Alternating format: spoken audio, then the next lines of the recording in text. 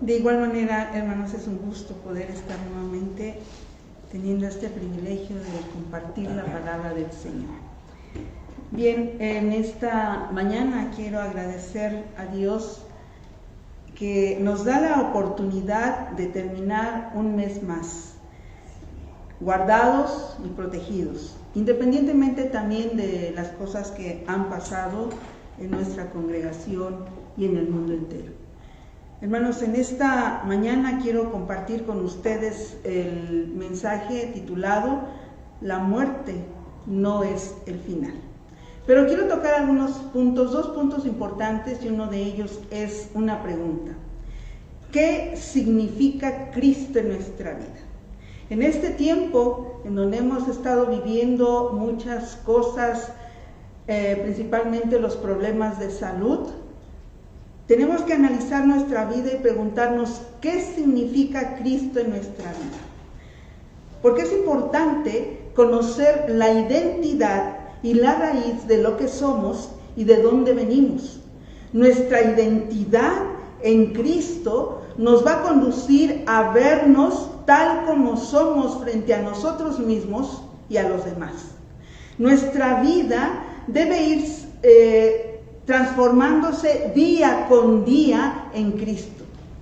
Estar en Él significa, como leímos en Filipenses, participar de todo lo que Cristo es y de todo de lo que Él hizo.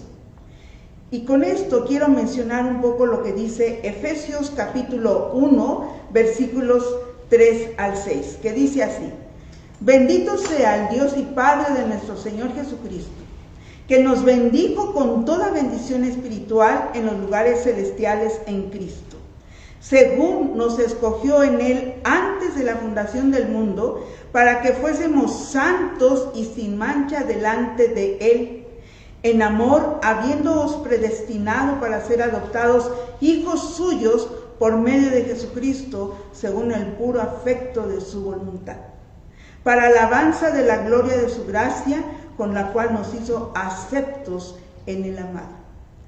Este es el fundamento principal de poder dar una respuesta a esta pregunta. ¿Qué significa Cristo en mi vida? Jesucristo es todo en mi vida. Y esto es por la gracia de Dios. La humanidad necesitaba de un Redentor.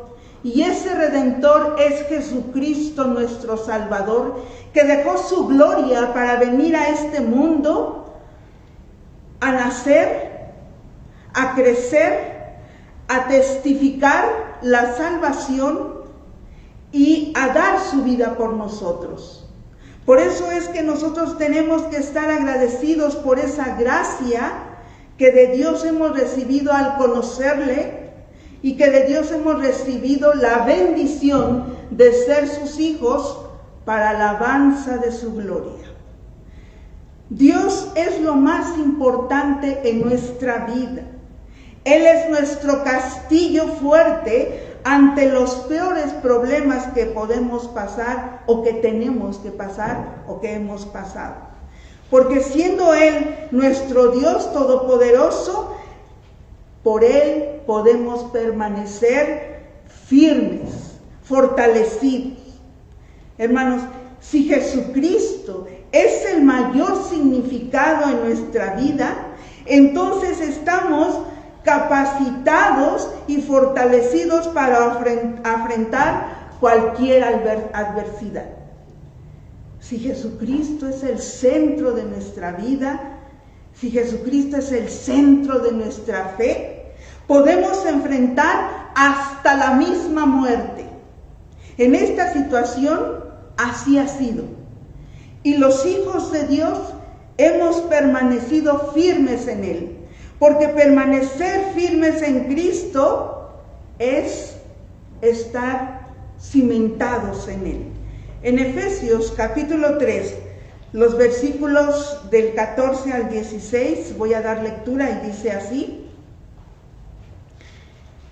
Por esta causa, doblo mis rodillas ante el Padre de nuestro Señor Jesucristo, de quien toma nombre toda familia en los cielos y en la tierra, para que os dé conforme a las riquezas de su gloria, el ser fortalecidos con poder en el hombre interior por su espíritu, para que habite Cristo por la fe en vuestros corazones, a fin de que arraigados y cimentados en amor, seáis plenamente capaces de comprender con todos los santos cuál sea la anchura, la longitud, la profundidad y la altura, y de conocer el amor de Cristo que excede a todo conocimiento, para que seáis llenos de toda la plenitud de Dios. Por su grande y perfecto amor es como nosotros podemos recibir de Dios, de Jesucristo, la fortaleza que nuestra vida necesita para cualquier adversidad, para cualquier problema. El mismo Señor Jesucristo, en el Evangelio según San Juan, en el capítulo 16, versículo 33, Él nos dice que en el mundo tendremos aflicciones, pero que no temamos, que nos mantengamos firmes en Él, porque Él está con nosotros. No estamos exentos de sufrimientos, hermanos. No estamos exentos de tristeza y de dolor. Pero tengamos la plena seguridad de que Dios está con nosotros y que su palabra nos lo confirma, decir que somos capaces en Él de tener la fortaleza y la seguridad. Ciertamente hemos de saber y de reconocer y recordar que la muerte es consecuencia del pecado que heredamos, como dice en Romanos capítulo 5, versículos 12 y 16, del cual voy a hacer lectura. Romanos 5, versículos 12 y 17. El 12 dice así: por tanto, como el pecado entró en el mundo por un hombre, y por el pecado la muerte, así la muerte pasó a todos los hombres, por cuanto todos pecaron. El versículo 17: pues si por la transgresión de uno solo reinó la muerte, muchos más reinarán en vida por uno solo, que es Jesucristo, los que reciben la abundancia de la gracia y del don de la justicia.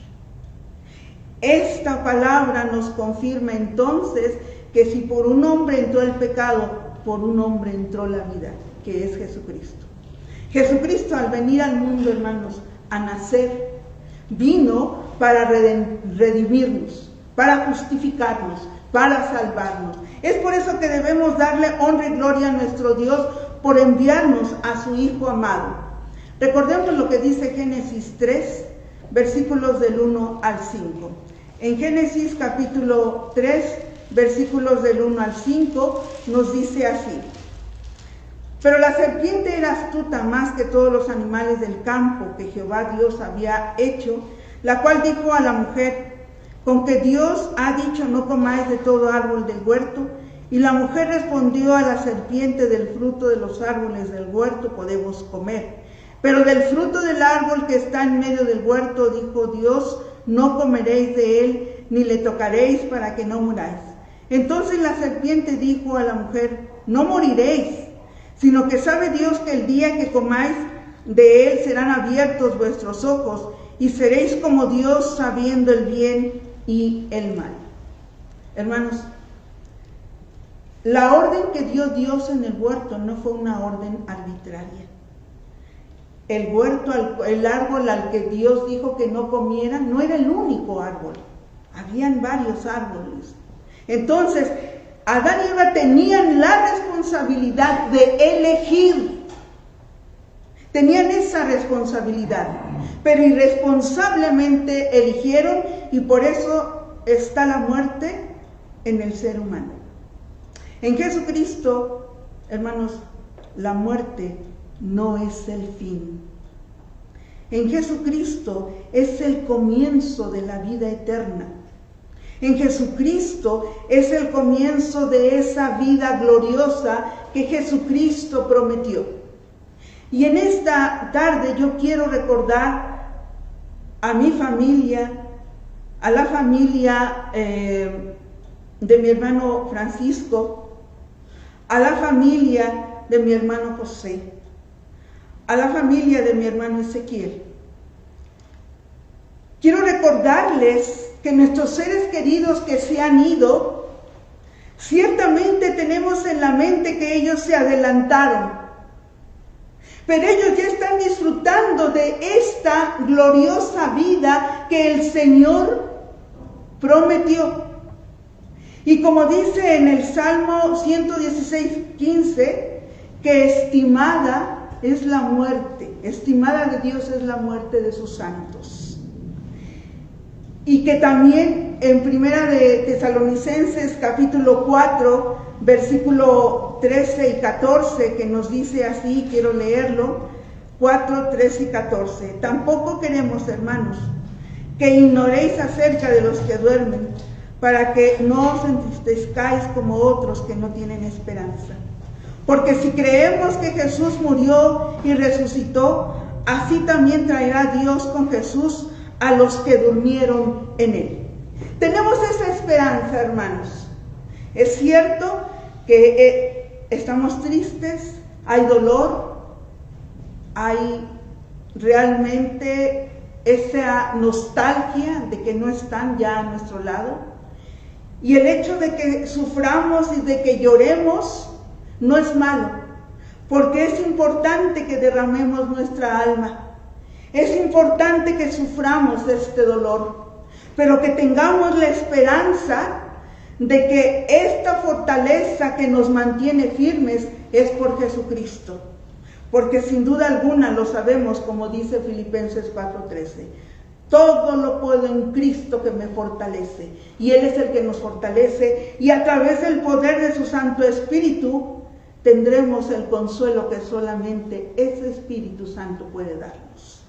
Suframos, lloremos, no es malo, porque somos débiles y somos seres humanos.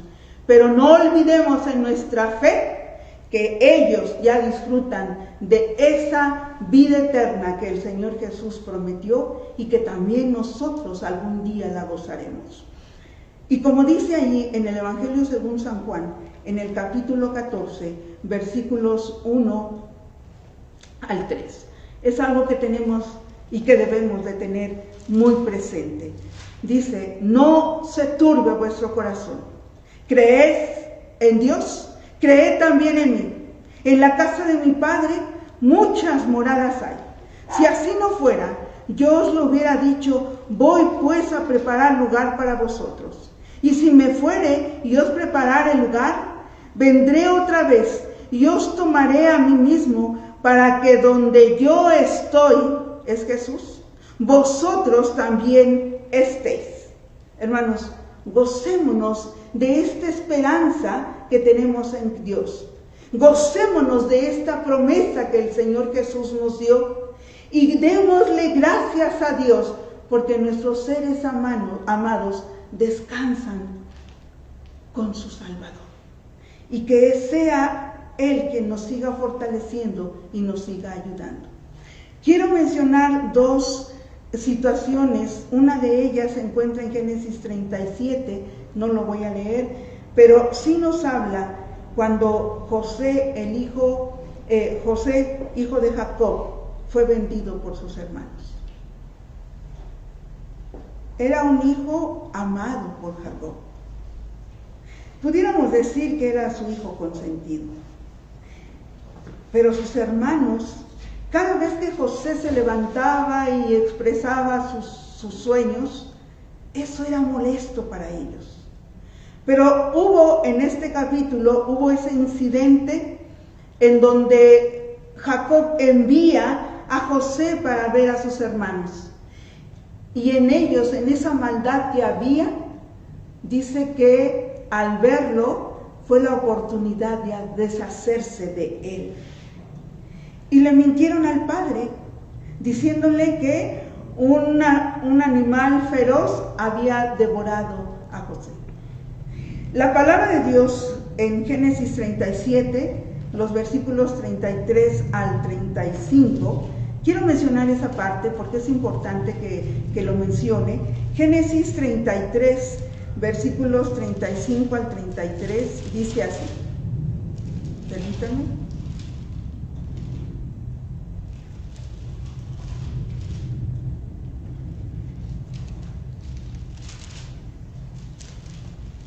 Dice en los versículos, es Génesis 37, versículos 33 al 35. Y él la reconoció y dijo: la túnica de mi hijo es. ¿Alguna mala bestia lo devoró? José ha sido despedazado. Entonces Jacob rasgó sus vestidos y puso cilicio sobre sus lomos y guardó luto por su hijo muchos días. Y se levantaron todos sus hijos y todas sus hijas para consolarlo, mas él no quiso recibir consuelo y dijo: descenderé enlutado a mi hijo hasta el Seol. Y lo lloró su padre. Pudiéramos mencionar que Jacob amaba a su hijo y podemos identificarnos con él en ese dolor y en esa tristeza de saber que su hijo había muerto y había sido devorado por una fiera.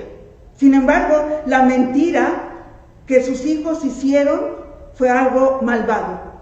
Pero yo quiero resaltar aquí que en Jacob no había esa fe y esa seguridad de poder volver a ver a su hijo. Fíjense bien lo que dice en el versículo 35. Mas él no quiso recibir consuelo y dijo: descenderé enlutado a mi hijo hasta el Seol. Y lo lloró su padre. Hermanos, nosotros tenemos que recordar las promesas del Señor Jesús y la promesa de Dios. Y recordemos que nuestros seres queridos, siendo creyentes en Jesucristo y haber sido hijos de Dios, gozan de esta bendición. Jacob, a pesar de toda su trayectoria en su vida y de todas las cosas que hizo, aquí nos manifiesta que no tenía su fe segura. Otro incidente está en 2 de Samuel, capítulo 12. Es un incidente todo lo contrario a lo que sucede con Jacob. 2 de Samuel, capítulo 12, versículos 15 al 23. Y aquí nos deja ver que el hijo que tuvo David con Betsabé murió, enfermó gravemente, nos dice la palabra de Dios.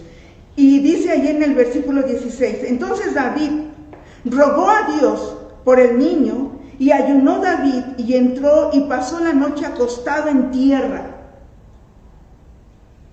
Hermanos, yo quiero mencionar que cuando nos avisaban que mi hermana y que mi hermano Benjamín ya estaban en una situación difícil y crítica,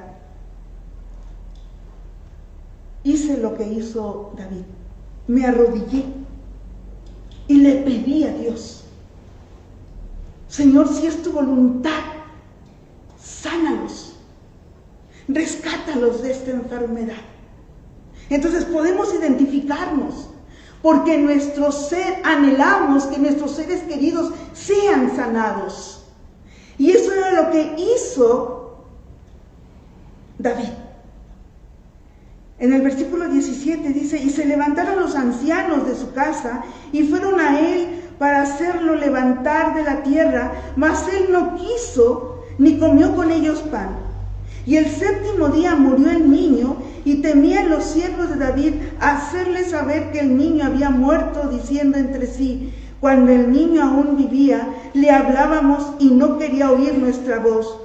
¿Cuánto más se afligirá si le decimos que el niño ha muerto?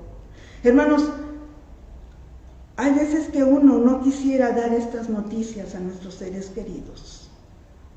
Y yo creo que ese fue el sentir de los ancianos ante David.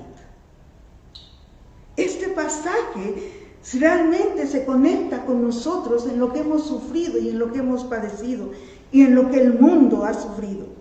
En el versículo 19 dice: mas David, viendo a sus siervos hablar entre sí, entendió que el niño había muerto, por lo que dijo David a sus siervos: ¿ha muerto el niño?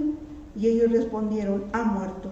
Entonces David se levantó de la tierra y se lavó y se ungió y cambió sus ropas y entró a la casa de Jehová y adoró. Después vino a su casa y pidió y le pusieron pan y comió. Hermanos, yo quiero decirles que este ejemplo nos debe llevar a darle gracias a Dios por el tiempo que estuvieron nuestros seres queridos con nosotros, y darle la honra y darle la gloria a Dios por el tiempo que nos los prestó. ¿Qué fue lo que hizo David? Dice que él entró a la casa de Jehová y adoró, y sin duda alguna le dio gracias a Dios, y le honró y le glorificó. Versículo 21, y le dijeron sus siervos: ¿qué es esto que has hecho? Por el niño viviendo aún ayunabas y llorabas, y muerto él te levantaste y comiste pan. Y él respondió: viviendo aún el niño yo ayunaba y lloraba, diciendo: quién sabe si Dios tendrá compasión de mí y vivirá el niño. Mas ahora que ha muerto, ¿para qué ayunar? ¿Podré yo hacerle volver? Yo voy a él, mas él no volverá a mí. Esto hace la diferencia, porque David estaba seguro que lo iba a volver a ver. Esa debe ser nuestra confianza en nuestro Dios. Permanezcamos en Cristo, permanezcamos en Dios para afrontar con poder de Dios el dolor y la tristeza de nuestros seres queridos que han partido. Hermanos, cuando nosotros recordamos todo esto, esto es lo que nos sostiene, porque Cristo está en nuestra vida. En 2 de Corintios, capítulo 12, quisiera que lo leyéramos. 2 de Corintios, capítulo 12, dice el versículo 9 y 10. Y me ha dicho: bástate mi gracia, porque mi poder se perfecciona en la debilidad. Por tanto, de buena gana me gloriaré más bien en mis debilidades, para que repose sobre mí el poder de Cristo. Por lo cual, por amor a Cristo, me gozo en las debilidades, en afrentas, en necesidades, en persecuciones, en angustias, porque cuanto soy débil, entonces soy fuerte. Demos gloria a Dios por esto, hermanos, porque en los momentos de angustia, de dolor y de tristeza, somos fuertes en el Señor, y la palabra nos dice: con Cristo somos más que vencedores. El segundo aspecto que quiero que veamos es, después, hermanos, de no ver a nuestros seres queridos, cómo vivir esta ausencia, al saber que la muerte no es el final. En Filipenses 4:7 no sabemos ese versículo que dice: y la paz de Dios, que sobrepasa todo entendimiento, ¿qué dice? Guardará nuestros corazones y nuestros pensamientos en Cristo Jesús. Tenemos la seguridad de que algún día la paz cubrirá la tierra, así como las aguas cubren el mar. Esta paz es por medio de Jesucristo. Y el Señor Jesús ha sido llamado príncipe de paz. A eso vino el Señor Jesús, como dice en Isaías 9:6, que Él es príncipe de paz. En Romanos 5:1 nos dice que por esa paz hemos sido justificados. En Juan 14:27, en el Evangelio según San Juan, capítulo 14, versículo 27, dice así: y la paz os dejo, mi paz os doy. Yo no os la doy como el mundo la da. No se turbe vuestro corazón, ni tenga miedo. Hermanos, al no ver a nuestros seres queridos, vivamos en la paz de Dios, vivamos en la seguridad de Él, porque Él, en esa fortaleza y en ese consuelo del Espíritu Santo, podemos disfrutar de la paz de Dios. Esa paz que sobrepasa todo entendimiento, que aún en medio del sufrimiento y en medio del dolor, la paz de Dios está en nuestra alma y en nuestras mentes. En esos momentos que queremos a veces decirle a Dios que cambie toda nuestra circunstancia, que quite todo dolor. ¿Cuántas veces no anhelamos ya que Dios quite esta pandemia, que esto ya se detenga? Pero cuando nosotros vivimos en la paz de Dios, más bien tenemos que pedirle que Él nos siga transformando, que Él nos siga fortaleciendo, que Él siga haciendo en nuestra vida para que nosotros sigamos creciendo en Él y estar más arraigados en Él. En el Salmo 36, en el versículo 9, dice así, es algo que también nosotros tenemos que recordar a través de su palabra. Salmo capítulo 36, versículo 9 dice, porque contigo está el manantial de la vida, en tu luz veremos la luz. La luz divina nos ilumina. Es cuando vemos el propósito de Dios en nuestra vida a través de su palabra. Después de la tormenta, ¿qué dice esa frase? Viene la calma. Dios es la paz en medio de la tormenta. Y para recibir y gozar de esa paz se necesitaba de un pacificador. Y ese pacificador es Jesucristo. Ese pacificador que nuestra vida necesita es Jesucristo. En Isaías, en el capítulo 53, el versículo 9, dice así. Y se dispuso con los impíos su sepultura, mas con los ricos fue su muerte, aunque nunca hizo maldad ni hubo engaño en su boca. Él no dijo nada. La palabra del Señor nos dice que Él enmudeció. ¿Qué hombre se queda callado ante una injusticia? Solo Jesús. El sacrificio perfecto de paz solo lo hizo el Señor Jesucristo. Si la paz de Dios está cimentada en nuestra mente, va a impedir que surja en nosotros la duda, va a impedir que surja en nosotros el temor, va a impedir que en nosotros surjan malos pensamientos que dañen el corazón. Hermanos, quiero decirles que en ese incidente que sucedió de la muerte de Lázaro, cuando Marta y María le decían al Señor Jesús, si tú hubieras estado aquí, mi hermano no hubiera muerto. Ellas tenían la seguridad de que con Jesús había una solución y había una bendición. Pero cuando el Señor le contesta a Marta y le dice, tu hermano va a resucitar, ella dice que sí, que va a resucitar en la resurrección de los muertos. Marta sabía por el Antiguo Testamento que habría una resurrección de los muertos, pero no le creyó al Señor Jesús lo que podía hacer en ese momento el Señor Jesús.